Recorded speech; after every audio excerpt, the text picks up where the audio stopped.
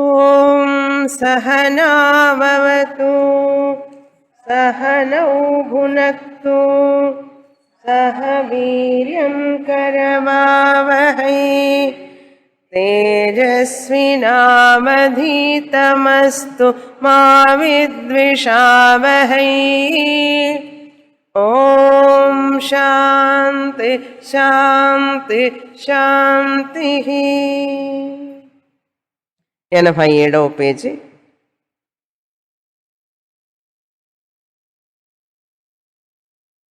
ఏడవ అనువాకం, మూడవ మంత్రం. యదా హి వైష ఏతస్మిన్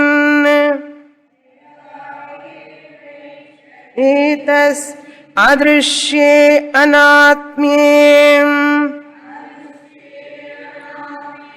అనిరుక్తే అనిలయనే అభయం ప్రతిష్ఠాం విందతే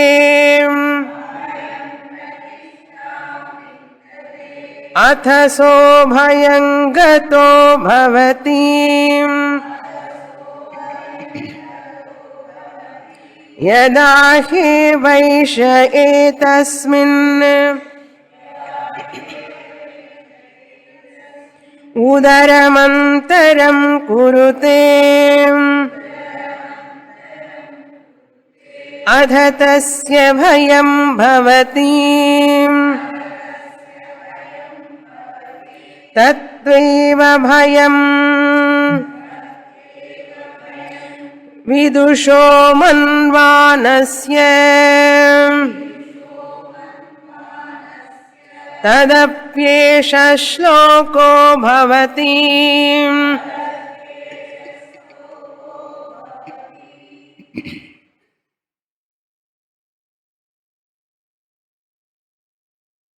బ్రహ్మానందవల్లి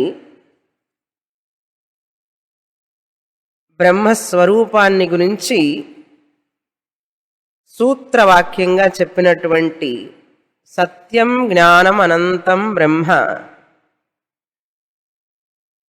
ఆ సూత్రవాక్యాన్ని ఉపనిషత్తు విస్తారంగా చెప్తోంది. ఇక్కడ బ్రహ్మ సత్యస్వరూపం, సత్యం అన్ని కాలములందు ఉండేటటువంటిది బ్రహ్మ అని అర్థం. సత్యం అంటే జ్ఞానం అంటే చైతన్యం అని అర్థం.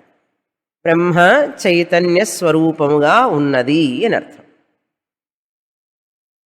బ్రహ్మ అన్నింటి యందు సత్యరూపముగా అంటే సద్రూపముగా ఉన్నది అనే సద్రూపముగా, జ్ఞానం నాకు తెలుసు అనేటటువంటి జ్ఞానస్వరూపంగా బ్రహ్మ ఉన్నది. సత్యస్వరూపముగా ఉన్నది, జ్ఞానస్వరూపముగా ఉన్నది అని బ్రహ్మ చెప్పిన తర్వాత ఆ బ్రహ్మమే ఆనంద స్వరూపముగా కూడా ఉన్నది, అనంతం అని చెప్పబడింది అక్కడ. సత్యం జ్ఞానం అనంతం. ఆ అనంతం అనేటువంటిదే ఆనందం అని అర్థం. రాబోయేటటువంటి తర్వాత భాగం ఆనంద మీమాంస అని వస్తున్నది. అది చెప్పడానికి ముందు ఆ బ్రహ్మ ఉన్నాడు అని నిర్ణయం చేయబడింది ఇక్కడ. ఎలా ఉన్నాడు బ్రహ్మ అంటే నిమిత్త కారణంగా ఉన్నాడు. ఈ జగత్తుకి నిమిత్త కారణం అన్నారు. ఎలాగైతే కుండని చెయ్యడానికి కుమ్మరివాడు నిమిత్త కారణం అంటే, నిమిత్త కారణం అంటే ఎవరి జ్ఞానం వల్లనైతే కుండ చెయ్యబడుతున్నదో అతడు నిమిత్త కారణం. కులాలవత్ అంటారు సంస్కృతంలో. కులాలహ అంటే కుమ్మరివాడు. ఎలాగైతే కుమ్మరివాడు కుండ చెయ్యగల జ్ఞానం ఉన్నదో అదేవిధంగా బ్రహ్మమునకు ఈ సృష్టి గురించి జ్ఞానం ఉన్నది అని అర్థం. దాన్ని నిమిత్త కారణం అంటారు. ఇంగ్లీష్లో చెప్పాలంటే ఇంటెలిజెంట్ కాజ్ అన్నాం. మీరు వంట చేసేటప్పుడు, భోజన పదార్థాలు చేసేటప్పుడు మీకు ఆ జ్ఞానం ఉంటుంది. ఇది ఎలా చేయాలి, ఎంత పాళ్ళు షుగర్ యాడ్ చేయాలి, ఎంతసేపు పాకు పట్టాలి, ఆ పాకు వచ్చిన తర్వాత ఎప్పుడు శనగపిండి పొయ్యాలి మైసూరు పాకులో, ఆ జ్ఞానం ఉన్నది అంటే మీరు నిమిత్త కారణం అని అర్థం. ఇంటెలిజెంట్ కాజ్, నిమిత్త కారణ రూపేణ బ్రహ్మ అస్తి అన్నారు. అసృజత అన్నాం, సృష్టి చేశాడు. అకురుత అన్నాం. తర్వాత అభవత్ అన్నాం. అభవత్ అంటే ఏమిటి? బ్రహ్మమే ఈ జగత్తుగా మారాడు అన్నాం. ఉపాదాన కారణ రూపేణ అస్తి బ్రహ్మ. అక్కడ కుమ్మరివాడు కుండ చెయ్యాలి అంటే మట్టి కోసం బయటకి వెళ్ళాలి, తీసుకురావాలి. ఎందుకంటే కుమ్మరివాడు సర్వజ్ఞుడు కాదు కదా, అన్నీ తెలియవు కుమ్మరివాడికి, కుండ చేయటం మాత్రమే తెలుసు. కనుక ఆ మట్టిని తాను సృష్టించలేడు కుమ్మరివాడు, బయటకు వెళ్ళి తేవాలి. కుమ్మరివాడి విషయంలో నిమిత్త కారణం తానైనప్పటికీ కూడా ఉపాదాన కారణం వేరు. కానీ బ్రహ్మ విషయంలో అలా కాదు. బ్రహ్మ విషయంలో తానే నిమిత్త కారణం, తానే ఉపాదాన కారణం అని ముండకోపనిషత్తులో చూసాం మనం. యథా ఊర్ణనాభి, సాలెపురుగు తన నుంచే తాను ఆ సాలె గూడుని సృష్టి చేస్తుంది, తన నుంచే. అదేవిధంగా బ్రహ్మం తానే ఈ సృష్టిగా మారాడు. రెండో ఉదాహరణ ఏం చెప్పాను? మన యొక్క స్వప్నం. మనమే స్వప్న పురుషుడిగా మారుతున్నాం స్వప్నంలో కదా. అదేవిధంగా బ్రహ్మమే ఉపాదాన కారణం ఈ సృష్టికి కూడా అన్నారు. మన స్వప్నానికి మనమే నిమిత్త కారణం, మనమే ఉపాదాన కారణం. బయట నుంచి ఎక్కడి నుంచో తేవడం లేదు కదా, వస్తువులన్నీ కూడా మనమే సృష్టిస్తున్నాం కదా. కనుక మనమే నిమిత్త కారణం, మనమే ఉపాదాన కారణం. కనుక బ్రహ్మ అస్తి, బ్రహ్మ ఉన్నాడు, ఉపాదాన కారణత్వాత్ అన్నాం. ఆ బ్రహ్మమే ఆ జీవుడిగా ఆ శరీరంలో ప్రవేశిస్తాడు అన్నారు. తసృష్ట్వా తదేవానుప్రావిశత్ అన్నాం. అంటే జీవరూపేణ బ్రహ్మ అస్తి అన్నారు. బ్రహ్మ ఉన్నాడు, భగవంతుడు ఉన్నాడు అని చెప్పి నిర్ణయించాలి మనం. ఎంత పెద్ద పనో చూడండి అది. దేవుడు లేడు లేడు అంటారు, బ్రహ్మం లేదు అనకూడదు, ఉన్నాడు. జీవరూపేణ బ్రహ్మ అస్తి తదేవ అనుప్రావిశత్. ఆ బ్రహ్మమే సృష్టి చేసి తానే అందులో ప్రవేశించాడు. ఎలాగైతే మనం ఇల్లు కట్టుకొని ఇంట్లో ప్రవేశిస్తామో, బ్రహ్మ కూడా ఈ జగత్ అనే ఇంటిని తానే సృష్టి చేసుకొని తానే జీవుడిగా ఆ శరీరంలో ప్రవేశించాడు అంటుంది ఉపనిషత్. కనుక ఈ జీవుడు ఎవరు? బ్రహ్మమే. జీవరూపేణ అస్తి. ఆ బ్రహ్మమే పరమాత్మ అన్నాం. పరమాత్ముడే జీవరూపంగా అన్నాడు. పరమాత్మ రూపేణ బ్రహ్మ అస్తి. జగత్తంతా కూడా ఆ బ్రహ్మమే కనుక జగద్రూపేణ బ్రహ్మ అస్తి. జగత్తు తానే కనుక తానే జగత్తుగా మారాడు కనుక జగద్రూపేణ బ్రహ్మ అస్తి. జగత్తు రూపంగా బ్రహ్మ ఉన్నాడు అన్నాం. భగవద్గీతలో విభూతి యోగంలో, విశ్వరూప సందర్శన యోగంలో కృష్ణ పరమాత్మ ఏం చెప్పారు? అంతా నేనే అన్నాడు. అన్నిటి యందు నేనే ఉన్నాను, నా విభూతే అన్నాడు ఆయన. కనుక అక్కడ జగద్రూపేణ బ్రహ్మ అస్తి, ఈ ప్రపంచం అంతా ఆయనే అన్నాడు. తర్వాత చెప్పబోయేది ఏంటి? బ్రహ్మ ఆనందరూపేణ అస్తి అన్నారు. ఆనందరూపేణ అన్నారు. ఈ క్రింద మంత్రంలో కూడా ఏం చూస్తాం మనం? ఉచ్ఛ్వాస నిశ్వాసాలు జరగడానికి కూడా ఆయనే కారణం కనుక మన శ్వాస రూపంలో కూడా ఆయనే ఉన్నాడు అన్నారు. ఏ ప్రాణులు గాలి తీసుకోగలవు, గాలి వదిలిపెట్టగలవు నేను గనక లేకపోతే బ్రహ్మాన్ని అన్నారు. కనుక ఉచ్ఛ్వాస నిశ్వాసాలు కూడా ఆ బ్రహ్మ వలన జరుగుతున్నాయి. కోహ్యేవాణ్య కః ప్రాణ్యాత్ అన్నారు. ఎవరండి గాలి తీసుకోగలరు? బ్రహ్మం లేకపోతే ఎవరు ఏ పని చేయగలరు? ఏమీ చేయలేరు అన్నారు. అది చెప్పిన తర్వాత అభయరూపంగా బ్రహ్మ ఉన్నాడు అన్నారు. అభయ రూపం అంటే భయరహితంగా అని అర్థం. భయము లేనిటువంటి. ఆయనకి సుకృతం అని ఒక టైటిల్, బిరుదు. బ్రహ్మానికి సుకృతం అని బిరుదు. సుకృత ప్రసిద్ధేహి అన్నాం. తనను తానే సృష్టించుకొని జగద్రూపంగా సుకృతం అన్నారు. ఆయనకి పేరు సుకృతం అని పేరు. స్పష్టంగా బ్రహ్మ ప్రకటితమవుతున్నాడు. ఎవరికి? జ్ఞానులకి. ఉపనిషత్తు అంతా చదివి అర్థం చేసుకున్న వాళ్ళకి బ్రహ్మ ప్రత్యక్షం, అపరోక్షం. పరోక్షం కాదు. అజ్ఞానులకు అపరోక్షం. శ్రద్ధగా సంవత్సరాల తరబడి చదివే వాళ్ళకి ప్రత్యక్షం బ్రహ్మ. ఎలా ప్రత్యక్షం అంటే ఆత్మగా, ఆత్మస్వరూపంగా ఆయన ప్రత్యక్షం అన్నారు. కనుక ఆ బ్రహ్మాన్ని గురించి చింతన చేసి చదివి తెలుసుకున్న వారికి ఆయన ప్రత్యక్షం అన్నారు. ఎవరికి అప్రత్యక్షం అంటే అక్కడ ప్రశ్న, 3 ప్రశ్నలకి సమాధానం చెప్తున్నారు. బ్రహ్మ ఉన్నాడా అనేదానికి సమాధానం. ఇన్ని రకాలుగా ఇన్ని కారణాలు చెప్తూ బ్రహ్మ ఉన్నాడు అని నిర్ణయించాం. ఆ బ్రహ్మముని పొందగలడా అన్నాడు. మనిషి చనిపోయిన తర్వాత ఆ బ్రహ్మాన్ని పొందగలడా అని అడిగితే రెండో ప్రశ్న సమాధానం. జ్ఞాని శరీరాన్ని వదిలిపెట్టిన తర్వాత బ్రహ్మను పొందుతాడా, అజ్ఞాని పొందుతాడా లేదా అనే ప్రశ్నలు వచ్చినాయి కదా అక్కడ. దానికి సమాధానం చెప్పాలి.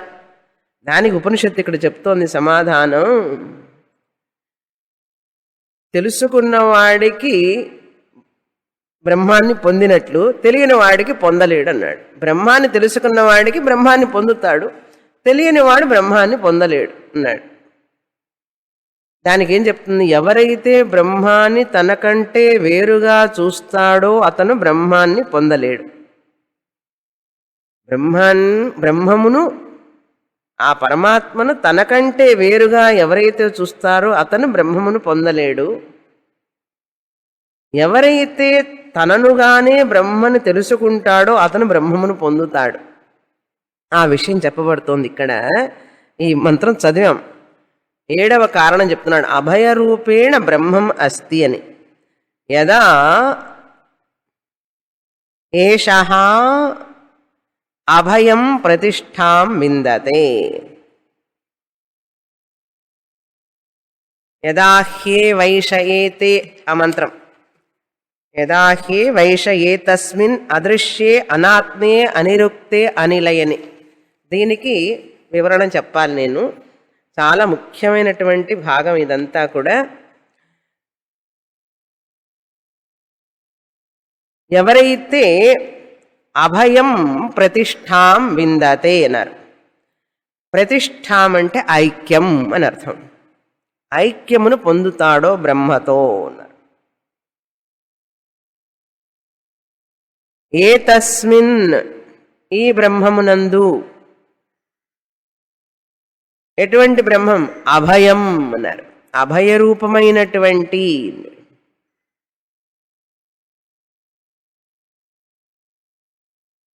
అభయం అనేటువంటిది విశేషణం ప్రతిష్టామని దానికి.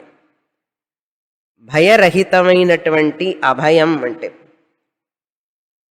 స్థిరమైనటువంటి ఇటువంటి బ్రహ్మమునందు.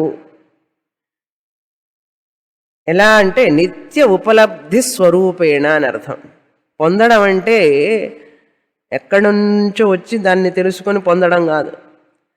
పొందటము అంటే ఇక్కడ నిత్యం ఎప్పుడూ ఉపలబ్ధి, అది నా స్వరూపమే అయ్యి ఉన్నది అని పొందాలి. ఆ జ్ఞానాన్ని పొందాలి. అర్థమైందే? నేనే ఆత్మస్వరూపాన్ని, ఈ శరీరము మనస్సు నేను కాదు, ఈ చైతన్యాన్ని నేను, ఇది ఎప్పుడూ ఉన్నది. నిత్య ఉపలబ్ధి. ఉపలబ్ధి అంటే ఉపలబ్ధి అంటే ఎప్పుడు లభించే ఉన్నది అని అర్థం. నేను తెలుగులో అడిగితే మీరు ఇంగ్లీష్లో ట్రాన్స్లేట్ చేస్తారు. నేను అప్పుడు ఇంగ్లీష్లోనే చెప్పచ్చు లెక్చర్. ఉపలబ్ధి అంటే లభించే ఉన్నది. ఉప అంటే సమీపం అని అర్థం. ఉపం అంటే సమీపం, ఎక్కడో దూరంగా కాదు, ఆ వెనకాల గుళ్ళో ఉన్నాడని కాదు, ఇక్కడే నీ హృదయ గుహయందే, ఈ దేవాలయమునందే, హృదయ దేవాలయమునందే చైతన్య రూపంగా ఉన్నాడు. అది నిత్య ఉపలబ్ధి రూపేణ విందతే అని అర్థం. అభయం ప్రతిష్టాం విందతే అంటే పొందుతాడు అని అర్థం. విందతే అంటే ఏంటి? పొందుతాడు. ఎలా పొందుతాడు? నిత్య ఉపలబ్ధి రూపేణ, స్వరూపేణ. ఇంకా అర్థం కావాలి అంటే ఈ ఈ బ్రహ్మమునందు నిలిచి ఉంటాడు అన్నాడు. అంటే ఏంటి అర్థం? పొందుతాడు అంటే ఇక్కడ సర్వ ప్రత్యయ సాక్షి రూపేణ అంటారు శంకరాచార్యుల వారు. ఈ పదాలకి అర్థం రాయాలి అంటే చాలా కష్టం. జ్ఞాన నిష్ఠ ఉన్నవాడే, బ్రహ్మనిష్ఠుడైన వాడే రాయగలరు. కనుక సర్వ ప్రత్యయ సాక్షి, తన ఆలోచనలన్నింటికీ సాక్షిగా తను గ్రహిస్తూ ఉంటాడు. నాలో ఆలోచనలు వస్తున్నాయి కదా, ఇప్పుడు మీలో ఏ ఆలోచనలు వస్తున్నాయో మీకు తెలుసా లేదా?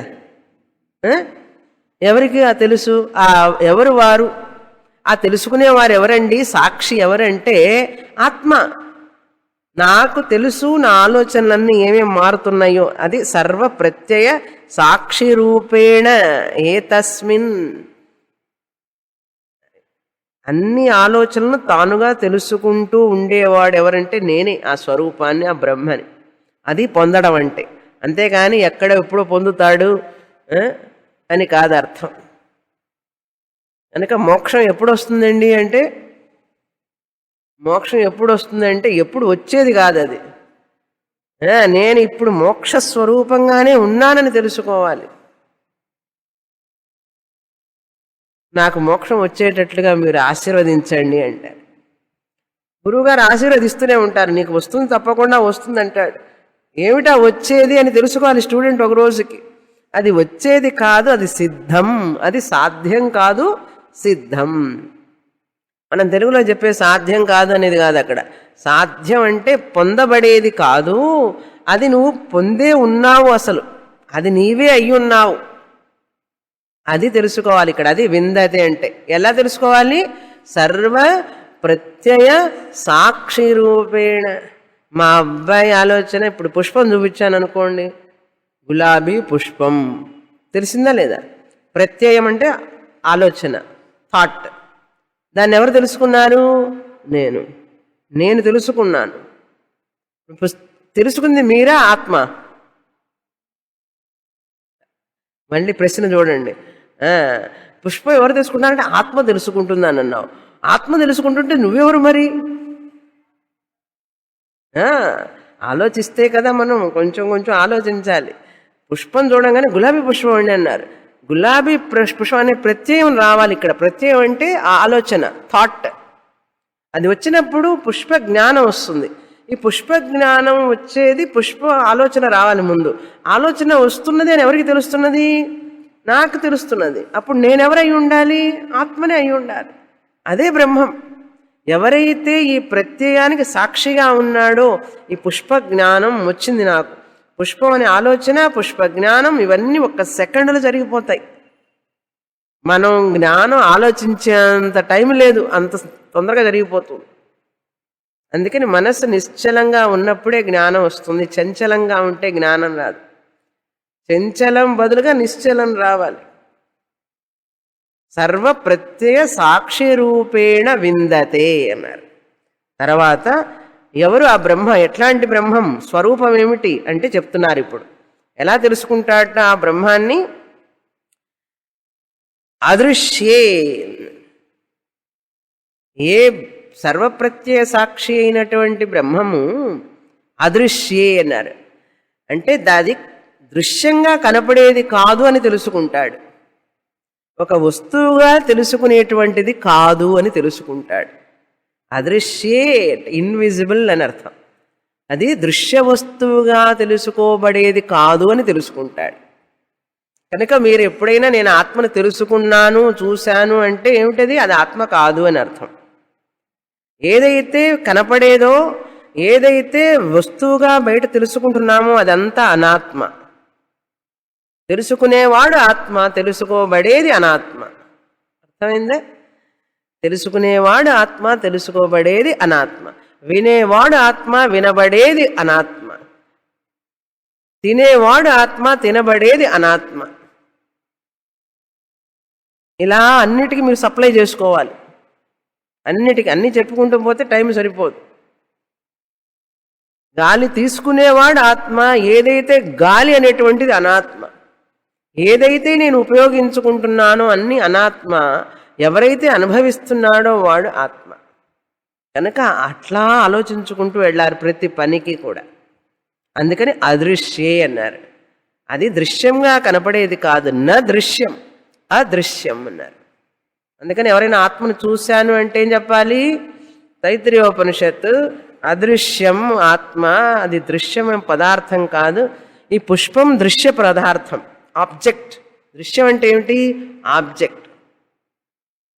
దృశ్యం అంటే మన చేత చూడబడేది ఆబ్జెక్ట్, తెలుసుకోబడేది, చూడబడేది, వినబడేది, రుచి చూడబడేది, వినబడేది, ఇవన్నీ కూడా ఆబ్జెక్ట్, దృశ్యం.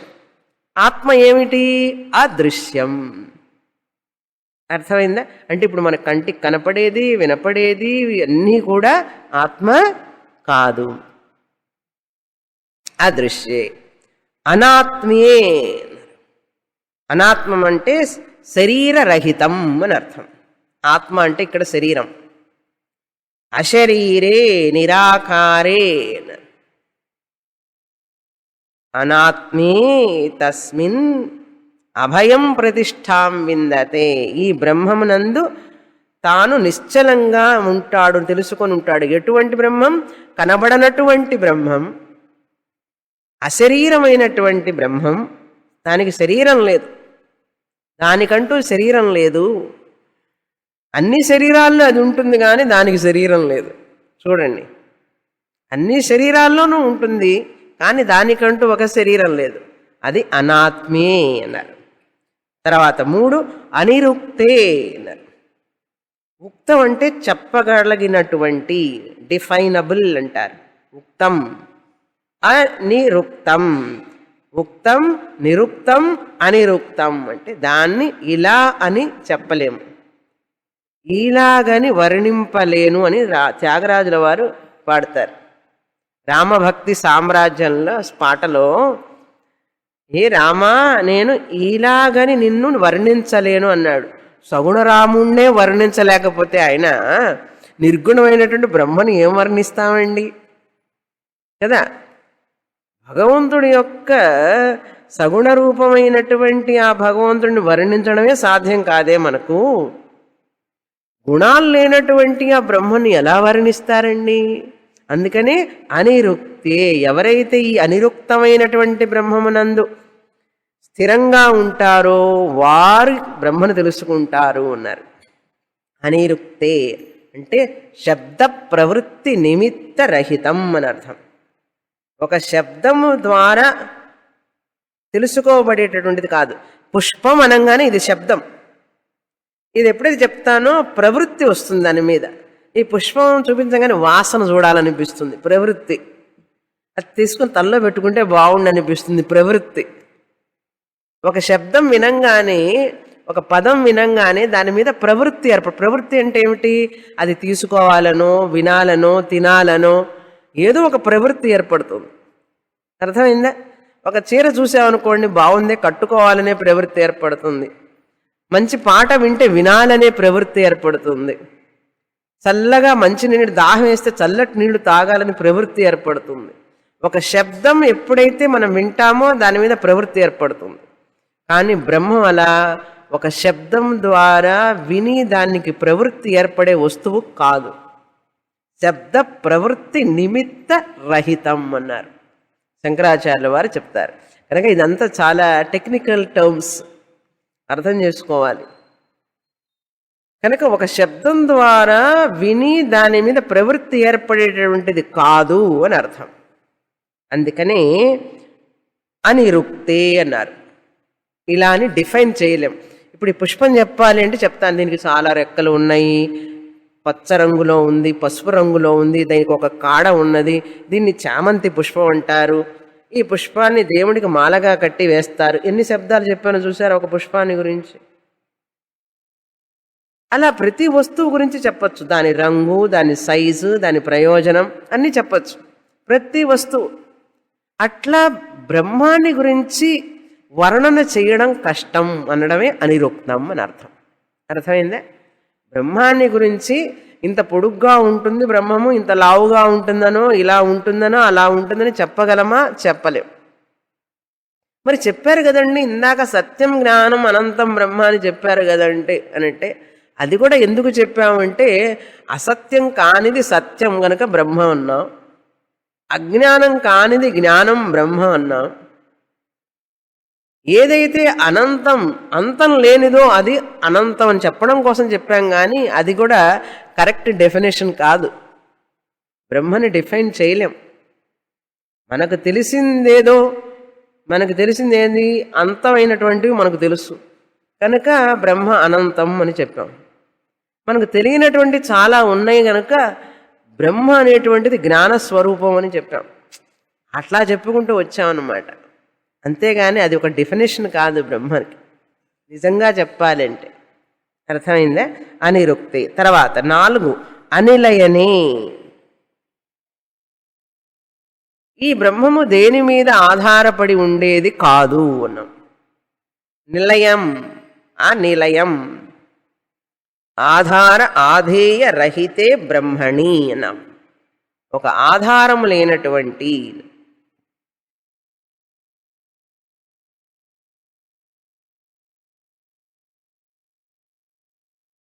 దేని మీద ఆధారపడినటువంటిది. మీరు చూసే ప్రతి వస్తువు ప్రపంచంలో ఒకదాని మీద ఆధారపడి ఉంటుంది. ఎప్పుడు మీరు కూర్చున్నారు, కార్పెట్ మీద ఆధారపడి ఉన్నారు. కార్పెట్ భూమి మీద ఆధారపడి ఉంది, భూమి ఆకాశం మీద ఆధారపడింది, ఆకాశం బ్రహ్మం మీద ఆధారపడింది, బ్రహ్మం దేని మీద ఆధారపడి లేదు. కనుక అన్నీ బ్రహ్మములోనే ఉన్నాయి అన్నాం. అదే అర్థం ఆ నిలయనే. సరేనండి, ఇవన్నీ తెలుసుకుంటే, ఇటువంటి బ్రహ్మాన్ని తెలుసుకుంటే ఏమిటి ప్రయోజనం అంటే, అథ తర్వాత, ఇలా తెలుసుకున్న తర్వాత ఆ బ్రహ్మమునందు, ఇటువంటి బ్రహ్మమునందు నిశ్చలమై నిష్ఠతో తెలుసుకొని తానేగా తనుగా తెలుసుకున్నవాడు సహా అభయం గతః భవతి, భయరహితుడవుతాడు. అభయం అంటే భయం లేకపోవడం. దీన్ని అభయముద్ర అంటారు. మనం దేవాలయానికి వెళితే దేవత, మన ఇష్టదేవత ఎవరైతే ఉంటారో ఈ చూపిస్తారు చూసారా, ఈ హస్తం, ఆ మూర్తి ఈ హస్తంలో ఇట్లా చూపిస్తారు. అంతేగాని కాంగ్రెస్ ముద్ర కాదండి. ఇలా చూపించి వాళ్ళంతా భయాన్ని సృష్టిస్తున్నారు. అభయం కాదు అది. ఇది అభయం అంటే ఆ భగవంతుడి సామీప్యంలో ఉంటే మనం భయాన్ని పొందం అని చెప్పడానికి. ఆత్మని తెలుసుకున్నవాడు అభయం గతః భవతి అంటే అభయాన్ని పొందుతా, అంటే భయం లేకుండా ఉంటుంది అని అర్థం అతనికి. అహం అభయస్వరూప, నేను ఆత్మనైనప్పుడు, ఆత్మ భయరహితమైతే నేను అభయస్వరూపుణ్ణే కాదా? ఆత్మ పొందినవాడు, ఆత్మని తెలుసుకున్నవాడు భయం నుంచి బయటపడతాడు. ఎందువల్ల అంటే ఆత్మ అభయస్వరూపం కనుక భయం అనేటువంటిది ఉండదు. ప్రతి మనిషికి పుట్టిన తర్వాత భయం ఉంటుంది. కానీ ఎప్పుడైతే ఆత్మను తెలుసుకుంటాడో మనిషి తను దేని నుంచి భయపడడు. అది అభయం గతః భవతి అన్నారు. తెలుసుకోనంత వరకు భయం ఉంటుంది. తాడు తెలియనంత వరకు, తాటి మీద పాము చూసినంత వరకు భయం ఉంటుందా ఉండదా? అజ్ఞాత రజ్జు భయకారణం. అజ్ఞాతం అంటే తెలియనటువంటి, రజ్జు తాడు, తెలియని తాడు భయకారణం, తెలిసిన తాడు అభయ కారణం. భయం ఉండదు కదా. తాడు తెలియకపోతే ఏం తెలుస్తున్నది నీకు అక్కడ? పాము తెలుస్తోంది. పాము తెలిస్తే భయమా అభయమా? భయం. కనుక భయానికి కారణం ఏమిటి? రజ్జు అజ్ఞానం. భయానికి కారణం ఏమిటి? రజ్జు అజ్ఞానం, త్రాటి అజ్ఞానం. త్రాడు తెలియకపోవడమే భయానికి కారణం. కనుక భయం పోవాలంటే ఏం చేయాలి? ఆ సర్పాన్ని కొట్టి చంపాలి. అక్కడ దాన్ని ఏదైనా కరెక్ట్గా కర్రతో తీసుకొని కొట్టాలి. పాము లేదని తెలుసుకోవాలంతే. పాము లేదని తెలుసుకోవడం అంటే ఏమిటి? అది తాడే అని జ్ఞానాన్ని పొందాలి. కనుక భయానికి కారణం సర్పం, సర్పజ్ఞానం భయానికి కారణం. అలాగా చెప్పొచ్చు. రజ్జు అజ్ఞానం భయానికి కారణం అని చెప్పచ్చు. కనుక రజ్జు జ్ఞానం అభయ కారణం. అదేవిధంగా బ్రహ్మ అజ్ఞానం భయ కారణం, బ్రహ్మ జ్ఞానం అభయ కారణం. బ్రహ్మ అజ్ఞానమే భయహేతు అన్నారు. ఇప్పుడు అందరికీ భయం ఎందుకు వస్తున్నది? ఏమైపోతానో ఏమో, నేను నా ఫ్యూచర్ ఎట్లా ఉంటుందో ఏమో, మా అబ్బాయికి ఏమైపోతుందో, మా అమ్మాయి ఏమవుతుందో, నాకు ఎట్లా ఉంటుందో ఏమో, నా ఆస్తి అంతా ఎవరు కాజేస్తారో ఏమో, ఏదో ఒక భయం. ఎవరైనా వచ్చిన ఆస్తి అంతా తీసుకెళ్ళిపోతారో ఏమో. చూస్తున్నాం కదా రోజు న్యూస్ పేపర్లో. అన్నీ బాగున్నాయండి, ఎక్కడ పోతానో ఏమో, అందరు నా దగ్గర ఉన్నప్పుడే పోతే బాగుండు, నేను రోడ్డు మీద ఎక్కడికన్నా వెళ్ళేటప్పుడు పడితే పోతే ఎట్లా. ఎన్ని భయాలండి, ఒక రకమా? ఎన్ని భయాలు మనిషికి. కనుక ఈ భయాలన్నిటి కారణం ఏమిటి? ఆత్మ అజ్ఞానం. ఇలా తెలుసుకున్నవాడు అనిరుక్తే అనాత్మే అనిలయనే అభయం ప్రతిష్టాం విందతే. అథ అభయం ప్రతిష్టాం విందతే. అభయం అంటే భయం లేనటువంటి ఆత్మస్వరూపాన్ని తెలుసుకున్నవాడు భయరహితుడవుతాడు. అభయం గతః భవతి. అలా కాకపోతే ఏమవుతాడు? యదా ఏషః ఉదరం అంతరం కురుతే ఏతస్మిన్ అథ భయం గతః భవతి తస్య భయం భవతి. ఇలా కాకుండా ఎవరైనా ఆత్మని తెలుసుకోకుండా ఆత్మని వేరుగా, తాను వేరు ఆత్మ వేరు అని అనుకున్నాడంటే, ఉతు అరం అంటే కొంచెమైనా, అల్పం. ఉత్ అంటే అరం అంటే కొంచెమైనా, అల్పమైనప్పటికీ. ఉదరం అనుంది. ఉదరం అంటే పొట్ట కాదు ఇక్కడ అర్థం.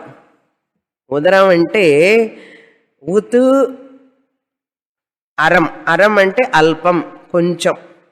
ఉత్ అంటే కొంచెం కూడా, కొంచెమైనా సరే నువ్వు గనక ఆత్మని వేరుగా, నేను కాదు ఆత్మ వేరే అనే భావన ఉన్నంతసేపు నీకు తస్య భయం భవతి, అతనికి భయం ఉంటుందన్నాడు. చూసారా? అందుకే జ్ఞానికి భయం ఉండదు. జ్ఞానికి భయం ఉండదు. ఎందుకంటే దేన్ని చూసి భయపడాలి? జ్ఞాని చూసేది ఏదైనా సరే అది అనాత్మ. కనుక ఆ అనాత్మ అనేటువంటిది ఆత్మ మీద ఆధారపడి ఉన్నది. కనుక అనాత్మ మిథ్య. మిథ్య అనాత్మ తనని ఎట్లా భయపడుతుంది? కనుక ఆత్మ అభయస్వరూపం, నేను భయం లేనటువంటి స్వరూపాన్ని. కనపడేదంతా కూడా మిథ్య. మీ కళ మిమ్మల్ని ఎంతసేపు భయపెడుతుందండి? కళలో ఉన్నంతసేపు భయపెడుతుంది. నిద్ర లేచిన తర్వాత కళ నిజం కాదని తెలిసినప్పుడు భయపెడుతుందా కళ? భయపెట్టదు. ఎందుకని అంటే అది నిజం కాదు అని తెలిసిందా లేదా? జ్ఞానికి కూడా అంతే. ఈ జగత్తంతా కూడా ఒక స్వప్నం లాంటిది జ్ఞానికి. కనుక జ్ఞానికి ఈ ప్రపంచం భయం పెట్టదు. ఎవరైతే వేరుగా చూస్తాడో ఆత్మని తనకంటే, అతనికి భయం ఉంటుంది. ఉత్ అరం కొంచెమైనా సరే, అల్పమైనా సరే ఆత్మ వేరు నేను వేరు అనే ఆలోచన వచ్చిందో ఒక్క క్షణం అంతే, అవుట్ అని అర్థం. నిద్ర పట్టదు, ఆకలి కాదు, భయం భయంగా ఉంటుంది. వాళ్ళు ఏమనుకుంటారో నా గురించి, చాలా అనుమానపడ్డారు నా గురించి, తప్పుగా అర్థం చేసుకుంటారో ఏమో నా గురించి, నా మీద అన్ని అపోహలు పడ్డారు వాళ్ళందరూ. ఇన్ని భయాల, ఒకటా రెండా? మనిషికి ఎన్నంటే లెక్కలేనన్ని భయాలు, ఇమ్మెజరబుల్. అన్కౌంటబుల్ అన్నారు. ఒక భయం అని చెప్పడానికి లేదు. ఇంతటికి కారణం, ఇన్ని భయాలకు ఒకటే కారణం ఏమిటండి అది? నేను ఈ శరీరాన్ని అనుకోవడమే కారణం. ఈ శరీరాన్ని నేను ఎందుకు అనుకుంటున్నాను? నేను ఆత్మని కాదు అని తెలియకపోవడం వల్ల శరీరాన్ని అనుకుంటున్నాను. నేను పాము పాము పాము నేను ఎందుకు అనుకుంటున్నాను? తాడు తెలియకపోవడమే, అంతే కదా. నేను ఈ శరీరాన్ని అనుకోవడమే ఆ పాము అనుకున్నట్టే. అది పాము అన్నట్లే ఇది శరీరం నేను అనుకోవడం. అది పాము అని అనుకున్నంతసేపు భయం. ఈ శరీరం మనసు బుద్ధి నేను అనుకున్నంతసేపు అన్ని బాధలు ఉంటాయి. ప్రాబ్లమ్స్ గలోర్ అన్నారు. ఏమండి మీరు చెప్తారండి, నాకు ఎన్ని సమస్యలండి స్వామిని. మీరు చెప్తుంటే బాగానే ఉంటుందండి, కానీ ఆ సమస్యలు చూసారా? ఏమిటి ఆ భావన అంటే శరీర తాదాత్మ్యం. నేను శరీరం నాది అన్నారు. నేను భార్యని, నేను భర్తని, నేను తండ్రిని తల్లిని అనే మిథ్యా జ్ఞానం, తాదాత్మ్యం. మా అబ్బాయి మా అమ్మాయి, మమకారం, అహంకారం మమకారం, ఈ రెండింటి కారణం. ఇందులో నుంచి బయటపడలేడు కదా మానవుడు అంత తేలిగ్గా బయటపడలేడు. పడకపోతే ఏమిటండి? ఉదరమంతరం కురుతే అథ తస్య భయం భవతి. జ్ఞాపకం పెట్టుకోవాలి, ప్రతి క్షణం ఇది గుర్తు పెట్టుకోవాలి. నేను ఇప్పుడు భయపడుతున్నాను, అవమానం గురించి భయపడతాను, అవతల వాళ్ళు ఏమంటారో అని భయపడతాను, నన్ను వాళ్ళు మిస్అండర్స్టాండ్ చేసుకుంటారేమో అని భయపడతాను. ఇన్ని రకాలుగా ఎందుకన్నా? అరం ఉదరం అంతరం అన్న భేదం. కురుతే ఎవరైతే చేస్తాడో, అథ తస్య భయం భవతి. $1 billion worth word. Billion dollars. దీన్ని మించిన మాట ప్రపంచంలో ఎక్కడా లేదు. కనుక ఈ ప్రపంచంలో ఉన్న వాళ్ళందరికీ భయానికి ఒకటే కారణం తెలిసిందా? ఆత్మ అజ్ఞానం. ఎందుకు? వాళ్ళు ఆత్మని వేరుగా చూస్తున్నారు, తన్ను తానుగా ఆత్మనుగా తెలుసుకోక వేరుగా చూస్తున్నారు. ఉపనిషత్తు చెప్తోంది అథ తస్య భయం భవతి, అతనికి భయం ఉంటుంది. అంతవరకు భయం ఉన్నంతసేపు ఏమిటి? దాసోహం దాసోహం, నేను నీకు దాసుడిని అంటూనే ఉంటాడు. సోహం అనవలసిన తను సహా పరమాత్మ అహమస్మి అని చెప్పవలసిన నేను ఏం చేస్తున్నాను? దేవుడి దగ్గరికి పోయి ఆ శని భగవానికి అది పోసి, ఈ భగవానికి అది పోసి, ఆ ప్రదక్షిణాలు చేసి ఈ ప్రదక్షిణాలు చేసి, గుళ్ళు గోపురాలన్నీ తిరిగి పాపం చేసిన పాపాలన్నీ పోవాలండి అని చెప్పి భయపడుతూ ఎన్నెన్నో పూజలు పునస్కారాలు చేసినా కూడా ఇంకా కూడా ఎంతో ఉందండి, ఇంకా మూట అంటాడు పాపం. ఆత్మను తెలుసుకోకపోతే అన్నీ అనర్థాలే. మహతీ వినష్టి అన్నాడు కేనోపనిషత్తులో. మహతీ వినష్టి, మహానష్టం అన్నాడు. లక్షలు కోట్లు నష్టపోయినా నష్టం లేదండి. శాస్త్రం చెప్తుంది ఇదంతా నష్టమే కాదు నాయన, నీ కోట్లు లక్షలు నష్టపోయినా కూడా నష్టమే కాదు. ఆత్మజ్ఞానాన్ని పొందకుండా ఈ శరీరాన్ని వదిలిపెట్టావో అది మహతీ వినష్టి, అది నష్టం, అసలు నష్టం అన్నారు. తత్ తు ఏవ భయం విదుషః అమన్వానస్య అన్నారు. ఈ బ్రహ్మమే ఈ జీవ ఈశ్వర జీవ భేదం. తత్ ఏవ అంటే ఆ భేద దృష్టే అని అర్థం. ఏ భేద దృష్టి? జీవుడు నేను వేరు, ఆ పరమాత్మ వేరు, ఈ జగత్తు వేరు, అంతా వేరు వేరు. ఇదంతా ఆత్మని తెలుసుకోకుండా ఇవన్నీ వేరు వేరు అన్నారు. ట్రయాంగిల్. నేను వేరు, ఆయన వేరు. ఆయన ఎక్కడో ఉంటాడు. ఈ ప్రపంచం అంతా నన్ను బాధ పెడుతోంది. ఎవరు? మా అత్తగారు, మా కోడలు, లేకపోతే ఇంకా మిగతా వాళ్ళందరూ బాధ పెడుతున్నారు. ఈ భేదభావన చూసారా? తత్ ఏవ విదుషాః అమన్వానస్య అన్నారు. తదేవ భయం, ఆ భేద దృష్టే భయ కారణం. ఎవరికి అంటే విదుషాః, బాగా చదువుకున్నవాడికి కూడా. అపరావిద్యలో చాలా గ్రేట్ అండి. పరావిద్య కాకుండా విదుష అంటే ఏంటి? పెద్ద పండితుడికి కూడా, లర్నెడ్ పర్సన్ అని అర్థం. విదుషాహ అంటే కేవల శ్రవణం చేస్తాడు చూసారా, కేవల శ్రవణం. వంట పట్టకుండా శాస్త్రం అంతా తిరుగుతూ ఉంటుంది మనసు లోపల, కానీ వంట పట్టలే. అది కేవల విదుషాహ అని అర్థం. అంటే ఏమిటి, ఎంత పాండితుడైనప్పటికీ కూడా దాన్ని గనక వంట పట్టించుకోకపోతే, జీర్ణం చేసుకోకపోతే అతను అమన్వానస్య అని అన్నారు. అమన్వానస్య అంటే, మన్వానః అంటే జ్ఞాని, మన్వానః అంటే జ్ఞాని, అమన్వానః అంటే అజ్ఞాని. అజ్ఞాని ఆఫ్ వాట్? పరావిద్యలో అజ్ఞాని. అపరావిద్య గోల్డ్ మెడలిస్ట్. అపరావిద్యలో గోల్డ్ మెడలిస్ట్ అండి, యూనివర్సిటీ ఫస్ట్, కాలిఫోర్నియా యూనివర్సిటీ, అంద యూనివర్సిటీ, ఇంద యూనివర్సిటీ అన్నిటి ఫస్టే, కానీ తన గురించి తనకి తెలియదు. అమన్వానస్య విదుషః. వారంగా బృహస్పతి అంటుంటారు చూసారా, వాడు పెద్ద బృహస్పతి అండి. అంటే ఏమిటి, ఎగతాళి చేయడం. పండిత పుత్ర సుంట అన్నట్టుగా పెద్ద పండితుడండి అన్నాడు. అంటే ఏమిటి, ఏం తెలియదని అర్థం. అందుకని ఉపనిషత్తు చూడండి ఎట్లా ఎగతాళి చేస్తుంది. విదుషః పెద్ద పండితుడు, అమన్వానస్య అజ్ఞాని పండితుడు. అజ్ఞాని పండితుడికి కూడా భయం ఉంటుంది. ఋగ్వేదం, యజుర్వేదం, సామవేదం, అథర్వణ వేదం ఎన్ని వేదాలు చదివినా కూడా తాను బ్రహ్మనని తెలుసుకోనంతసేపు ఎవరికి కూడా జ్ఞానం రాదు. ఇంకా what to talk of chemistry, biology, zoology చదివినంత మాత్రాన వస్తుందా ఏమిటి? ఉపనిషత్తు చెప్తుంది, అంత పండితుడైన వాడికి ఆత్మ అజ్ఞానం ఉన్నంతసేపు భయం ఉంటుంది. What to talk of all these ordinary education అన్నారు. మా అబ్బాయి ఎంటెక్ అండి, డబల్ ఎంటెక్ అన్నాడు.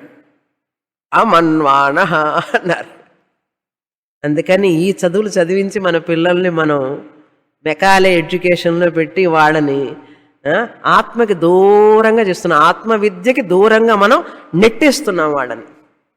ఎందుకంటే మనకు తెలియదు కదా ఆత్మ, మనకు ఆ జ్ఞానం లేదు. అందుకని మన పిల్లలు ఈ వేద సంబంధించిన విద్యకు చదవడానికి మనం ఇష్టపడము. అందరూ చదివితే డబ్బులు ఏమొస్తాయండి అన్నారు. అందుకని మన వాళ్ళని ఏం చేయాలి, కోటీశ్వరుని చేయాలి. ఎంత కోటీశ్వరుడు చెయ్యాలనుకుంటావో వాడిని ఎంతవరకు ఆధునిక విద్యలో వెస్ట్రన్ ఎడ్యుకేషన్లో నువ్వు పంపించాలని కోరుకుంటావో వాడిని అంతగా నువ్వు ఆత్మ విద్యకు దూరం చేస్తున్నావు అని అర్థం. ఈ జన్మలో వాళ్ళకి ఆత్మ విద్య రాదు. ఎలా వస్తుందండి? ధన వ్యామోహంతో మా అబ్బాయి ఎంటెక్ చదవాలి, బీటెక్ చదవాలని కోరుకున్నామే కానీ మా అబ్బాయి అమ్మాయి భగవద్గీత చదవాలని కోరుకున్నామా ఎప్పుడైనా?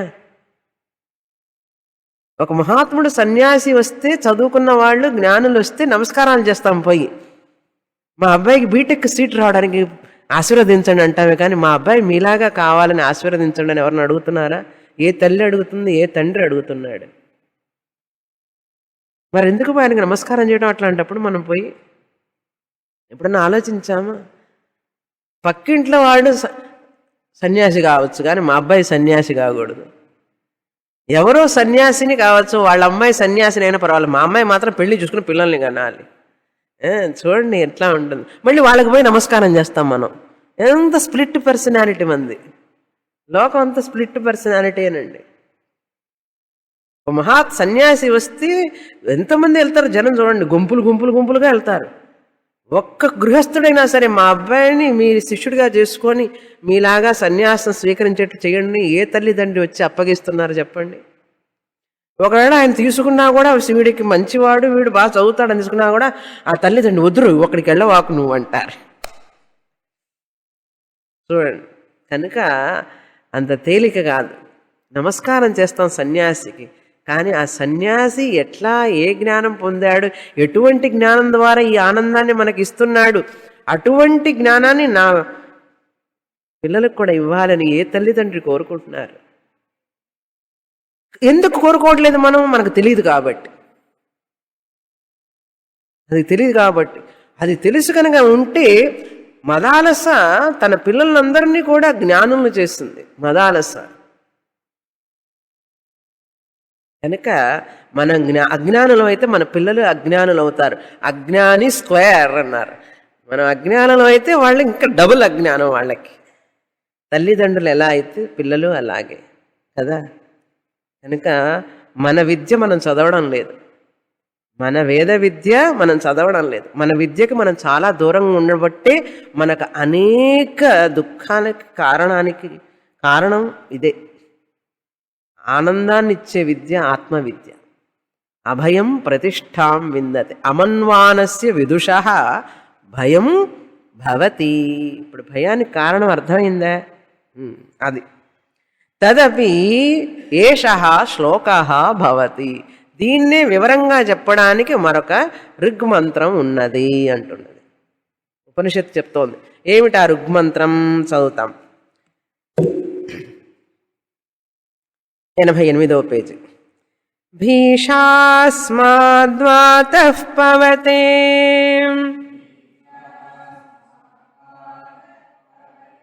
భీషోదేతి సూర్యః భీషాస్మాదగ్నిశ్చేంద్రశ్చ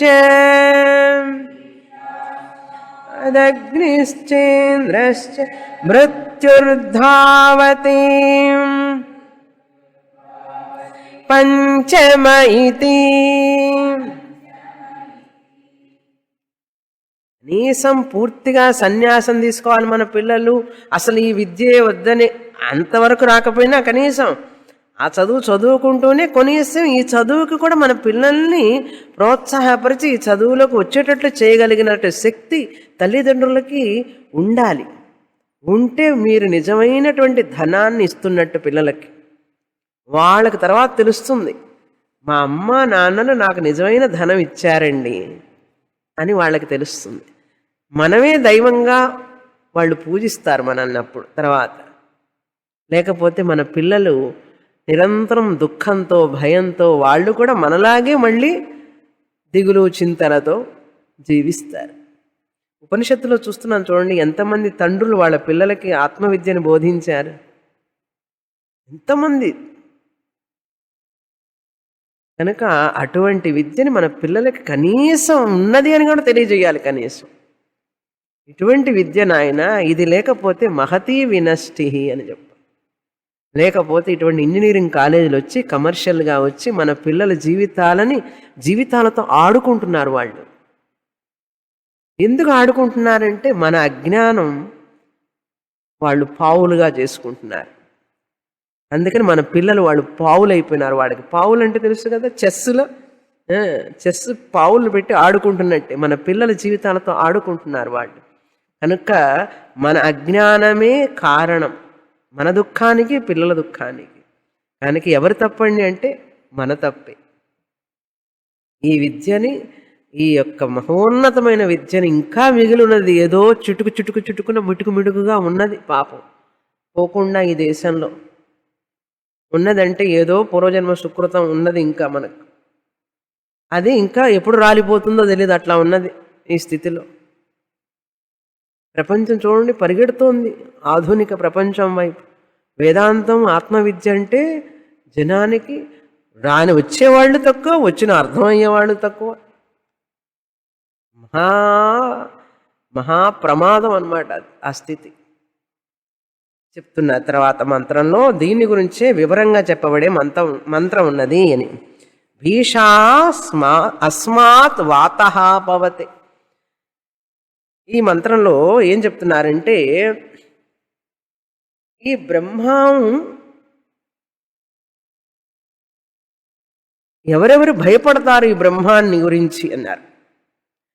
గాలి, సూర్యుడు, అగ్ని, ఇంద్రః, యముడు, ఈ ఐదుగురు కూడా భయపడుతూ వారి వారి పనులు చేస్తున్నారు ఈ బ్రహ్మమునకు భయపడి అన్నారు. భీష అంటే భయం. భీ ధాతు, భిస్ ధాతు కాదు, భిస్ శబ్దం సకారాంత స్త్రీలింగ, భిస్ శబ్దం భీషా. భీష అంటే భయము చేత అని అర్థం. అస్మాత్ ఈ బ్రహ్మము, అస్మాత్ అంటే ఈ బ్రహ్మము వలన,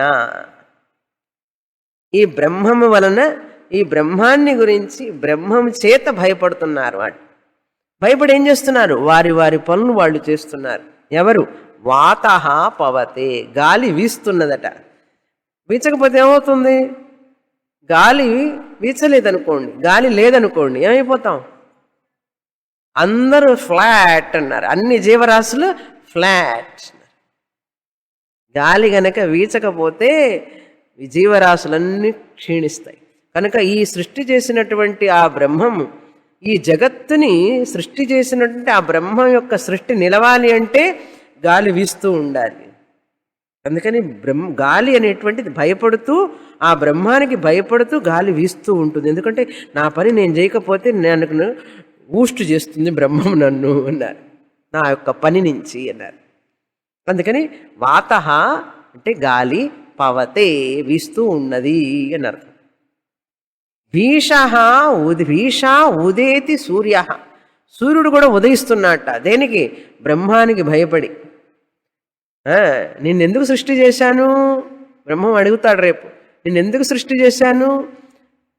ఉదయాస్తమయాలు కావాలి, నువ్వు వెలుగునివ్వాలి, జీవరాశులన్నీ జీవించాలి, నేను చేసిన సృష్టి చేయడం ఇది నిలవాలి అంటే నువ్వు సూర్యకాంతిని ఇవ్వాలి. అంతేగాని నేను ఇప్పుడు స్ట్రైక్ చేస్తాను, నేను సూర్యకాంతిని ఇవ్వను అన్నావు అనుకో, ఏమైపోతావు?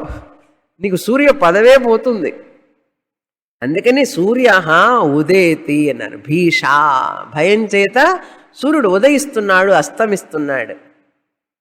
అర్థమైందా? భీషో ఉదేతి సూర్య, భీషాత్ అగ్నిశ్చ ఇంద్రశ్చ అన్నారు. అగ్నిదేవుడు ఇంద్రుడు కూడా వారి వారి పనులు చేస్తున్నాడు. అగ్ని ఎప్పుడన్నా చల్లగా ఉంటాడా కాసేపు? అండి మా ఇంట్లో అగ్ని చల్లగా ఉంటుందండి అన్నారు. అగ్ని ఎప్పుడూ ఉష్ణంతోనే ఉండాలి. నేను చల్లగా ఉంటాను కాసేపు, మరి ఇంత హీటా నాకు అని అనకూడదు. ఆయన ఎప్పుడూ ఆయన స్వరూపాన్ని వదిలిపెట్టకుండా ఆ వేడిని అందరికీ ఇస్తూ ఉండాలి. అగ్ని ఆయన పని ఆయన చెయ్యాలి. పాపం ఇళ్ళన్నీ తగలబడిపోతానే, నేను ఎందుకు చల్లబడిపోతాను అని అంటాడా? అనడానికి వెళ్ళలేదు. భయం అన్నమాట. ఆయన పని ఆయన చెయ్యాలి అగ్ని. అలాగే ఇంద్రుడు కూడా తన పని తాను చెయ్యాలి. వర్షాలు కురిపించాలి ఇంద్రుడు. ఆ పనులన్నీ తాను చేస్తూ ఉండాలి. అందరి దేవతల్ని నియమంగా పాటించేట్లు చెయ్యాలి ఇంద్రుడు. తన డ్యూటీ తాను చెయ్యాలి. భీషా అగ్ని ఇంద్ర, భయము చేత అగ్ని ఇంద్రుడు కూడా వారి వారి పనులు చేస్తున్నాడు.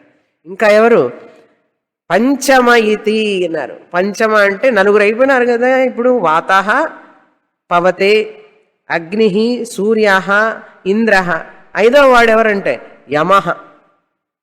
పంచమ అంటే యముడు. ఆయన కూడా భయంతో అందరినీ మృత్యు అంటే వికెట్ చేయించడం అనమాట. మృత్యుర్ధావతి పంచమ అన్నాడు. మృత్యుదేవత పరిగెడుతున్నట్ట బిజీగా. ఏమిటంటే అక్కడ క్యాజువాలిటీ ఒక కేసు, ఇక్కడ క్యాజువాలిటీ ఒక కేసు, ఎంత ఎమర్జెన్సీ కేసులన్నీ అవుట్ అయిపోయినవన్నీ కూడా ఆయన చూసుకోవాలి కదా. ధావతిట, వీళ్ళందరూ పరిగెడుతున్నారు. కూర్చోండి కూడా కాదు, చైర్లో కూర్చొని పనిచేయడం కాదు, పరిగెత్తడమే. అంత భయం సరిగా చేయకపోతే ఎట్లా. మృత్యు అన్న మృత్యుదేవత యముడు, ధావతి అన్నారు. పరిగెడుతూ తన పని తను చేస్తున్నాడు అన్నాడు. అందుకనే ఎవరు మృత్యువుని ఆపలేరు, చూసారా? ఎందుకనంటే ఆయన పని ఆయన చేస్తూ ఉన్నాడు. ఎందుకంటే భయపడి. ఎవరికి? బ్రహ్మానికి. ఎందుకంటే ఇవన్నీ ఈ దేవతలందరూ కూడా బ్రహ్మం వల్లనే సృష్టి చేయబడినారు కనుక ఆ బ్రహ్మం వల్లనే ఈ సృష్టి అంతా నిలబడి ఉన్నది. ధావతి పంచమ. తర్వాత పంచమ ఇతి, ఇక్కడతో ఋగ్వేదం మంత్రం ఇంతవరకు చెప్పబడింది అన్నారు. తర్వాత ఆనంద మీమాంస వస్తున్నది ఇప్పుడు. ఇంతటితో ఋగ్మంత్రం అయిపోయింది. ఇతి అంటే ఋగ్మంత్రం అయిపోయింది. ఈ బ్రహ్మం ఉన్నది, ఈ బ్రహ్మాన్ని వలనే వీళ్ళందరూ భయపడి వారి వారి పనులు చేస్తున్నారు. వారి వారి పనులు చేయడం వలనే ఈ సృష్టి నిలబడి ఉన్నది. చూసారా? గాలి వీస్తున్నది, సూర్యుడు ఉదయిస్తున్నాడు, అగ్ని ఉష్ణాన్ని ఇస్తున్నది, ఇంద్రుడు తన పని తను చేస్తున్నాడు. ఇవన్నీ కూడా ఎలా జరుగుతున్నాయి?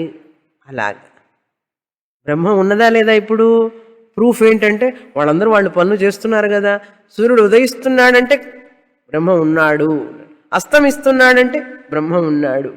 మరణం సంభవిస్తున్నది, మృత్యుదేవత తన పని చేస్తున్నాడంటే బ్రహ్మ ఉన్నాడు అని అర్థం. చూసారా, బ్రహ్మ ఉన్నాడు అని నిర్ణయం చేయబడింది. ఇప్పుడు ఆ బ్రహ్మ ఆనంద స్వరూపం అని ఇక్కడ వస్తుంది. ఆనంద మీమాంస అంటారు. ఇది చాలా వెరీ వెరీ ఇంట్రెస్టింగ్. ఆనంద మీమాంస అంటే విచారణ, మీమాంస అంటే విచారణ అన్నారు. ఆనంద మీమాంస అన్నారు. ఆనందాన్ని విచారణ చేయడం. ఆనందం అంటే ఏమిటి అసలు, ఆనందం అంటే ఏమిటి అన్నారు. కనుక బ్రహ్మ ఎవరు అనేది మొదటి అనువాకంలో చెప్పబడింది. బ్రహ్మను ఎలా తెలుసుకోవాలి అనేటువంటిది 2 నుంచి 7 వరకు అనువాకాల్లో చెప్పబడింది. చివరిగా బ్రహ్మాన్ని పొందడం అంటే ఏమిటి, బ్రహ్మాన్ని పొందడం అంటే ఏమిటి అని కూడా ఇక్కడ చెప్పబడింది.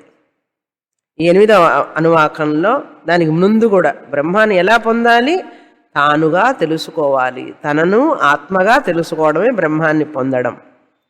బ్రహ్మాన్ని పొందడం అంటే ఏమిటి అన్నారు, తాను ఆనంద స్వరూపం అని తెలుసుకోవాలి అన్నాడు. ఆనందం అంటే ఏమిటి అన్నాడు, తెలుసుకో అన్నారు. చదువుతాం. సైషానందస్య మీమాగంసా భవతి, మీమాగంసా భవత్ యువాస్యాః సాధు యువాధ్యాయకః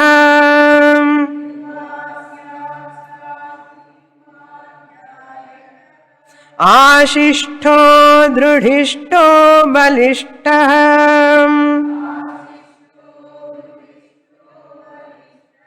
తస్యేయం పృథివీం సర్వా విత్తస్య పూర్ణా స్యాత్ స ఏకో మానుష ఆనందః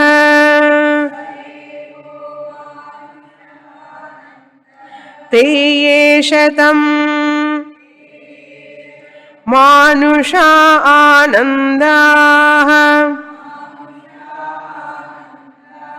స ఏకో మనుష్య గంధర్వాణామానందః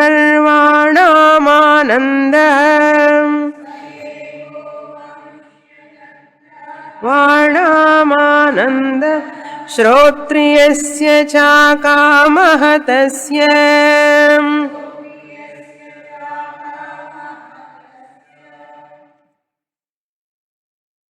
ఆనందం అనేదానికి ఒక కొలమానం చెప్పబడుతోంది. ఏది ఆనందం, ఈ ఆనందం ఎంత అనేదానికి కొలమానం అంటారు. చూసారా, కొలత, మెజర్. ఒక స్కేలు ఉంటే దానికి ఇది ఒక కొలమానం. అంగుళాలు, ఇంచెస్, సెంటీమీటర్. ఒక పక్క అంగుళం ఉంటుంది, ఒక పక్క సెంటీమీటర్ ఉంటుంది స్కేల్కి. అది ఒక కొలమానం. కొలబద్ద అంటారు చూసారా తెలుగులో, కొలబద్ద కొలమానం, మెజర్మెంట్. ఉపనిషత్తు మనందరం ఈ మెజర్మెంట్ ఆ మెజర్మెంట్ తీసుకుంటూ ఉంటే cloth measurement, litre, half litre, ఇదంతా మెజర్మెంట్. చూసారా, అంగుళాలు. ఉపనిషత్తు నువ్వు ఈ మెజర్మెంట్లన్నీ చూసుకో, నేను వేరే మెజర్మెంట్ చూస్తానన్నది. ఆనంద మెజర్మెంట్, ఆనంద కొలమానం, గ్రడేషన్ ఆనంద, తారతమ్యం, ఆనందంలో తారతమ్యం ఉన్నది అంటోంది. ఆనందంలో తారతమ్యం ఉన్నది. ఏ తారతమ్యం అంటే ప్రియ మోద ప్రమోద అని చెప్పాం, విన్నాం ఇంతకుముందు.